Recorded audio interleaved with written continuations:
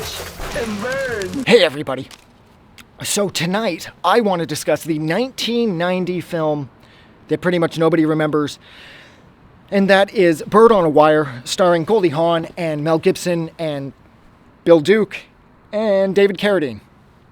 And simply what this movie is about is that Mel Gibson and Goldie Hawn were dating when they were younger, but then he went off to smuggle some drugs, he got caught, he ended up in the witness relocation program, and she never saw him again until this chance encounter at the beginning of the movie where he's working at a gas station, and then the bad guys, played by David Carradine and Bill Duke, they're out, they're looking for him, they show up, they kill the guy he's working with, just as Goldie Hawn comes back to reinvestigate if whether or not that Mel Gibson's character, Rick, was her old boyfriend. And sure enough, he's being shot at. He's like, oh my God, it's me, let me in the car, and the movie takes off. This movie is a really fun chase movie. This is sort of like how I'd frame it. I'd frame this as being more like a feel-good Saturday afternoon movie, much in the same vein as like FX, perhaps, or, actually one of the best feel-good Saturday afternoon movies for me was The Road Warrior, but I don't know if a lot of people would agree with that. But I would definitely say that this has like an effects vibe with it. The Brian Dennehy vehicle from a couple years prior, they made FX and FX 2. Both of those movies are amazing, but the first FX is so much fun. And that's what this movie kind of reminds me of. My only real complaint about this movie is that unfortunately it runs a little long. This clocks in at about an hour 50, and it's roughly 20 minutes or so too long. This movie would have been better served at about an hour 30. The action pieces are fun. There's at one point where they're being chased. They're piloting a crop duster, and they're being chased by a helicopter.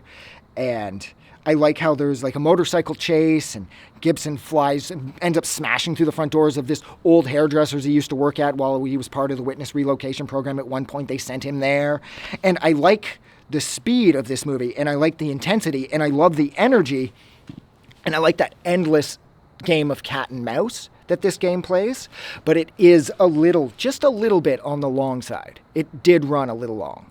Not the end of the world. This movie came out way back when, so it's totally forgivable. The scene near the beginning when they have to climb across the steel thing on the hotel that they're in, fuck, God, I hate heights.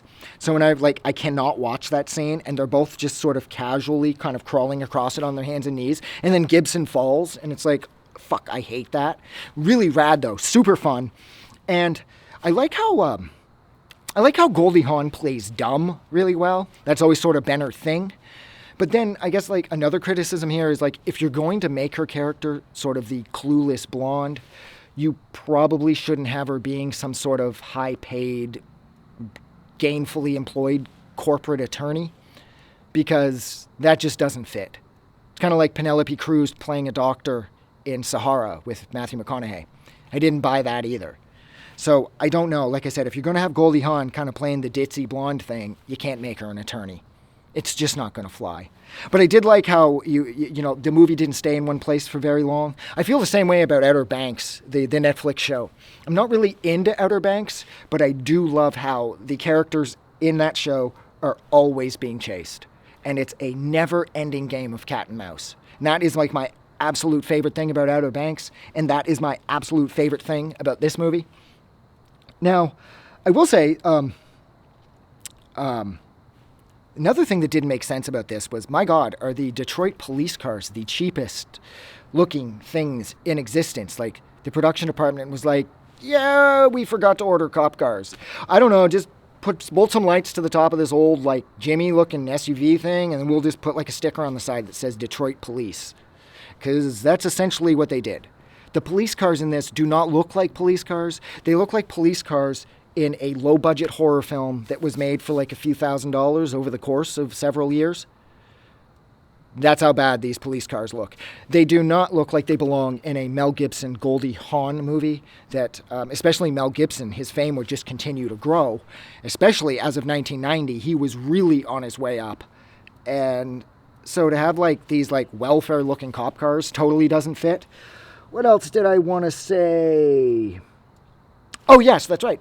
Mel Gibson and Goldie Hawn together, they have a lot of chemistry.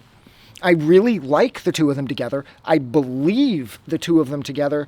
But I do have to argue that I'm not sure if he should have stayed with her, or maybe he should have left her for the veterinarian that they end up back at. That was another place that he had to hide out at as a part of the witness relocation thing. The chick with the shotgun. I'm not sure if he should have left Goldie Hawn for her. She even said she was going to get married on that Sunday, but she'd call the wedding off if Gibson would come back. Because, I don't know, I kind of got the vibe that they would have been better off together. But then again, whatever, the movie's over with. It came out back in 90, and I certainly didn't write it, because that's not the way it was written.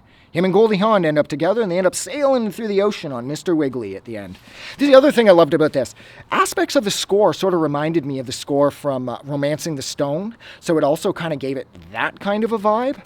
I love Romancing the Stone. It's like the best Indiana Jones knockoff that doesn't deserve to be referred to as an Indiana Jones knockoff. But yeah, I am going to stop talking about this movie. So thank you so much for hanging out with me for just about 6 minutes while I discussed the 1990 film Bird on a Wire, starring Mel Gibson and Goldie Hawn, David Carradine and Bill Duke as the bad guys, and they were excellent bad guys too. Like always, if you like this review or you like this movie, don't forget to do something nice for somebody. But please, most importantly, don't forget that the world is actually a better place because you are in it. I'm gonna go. Have a good night.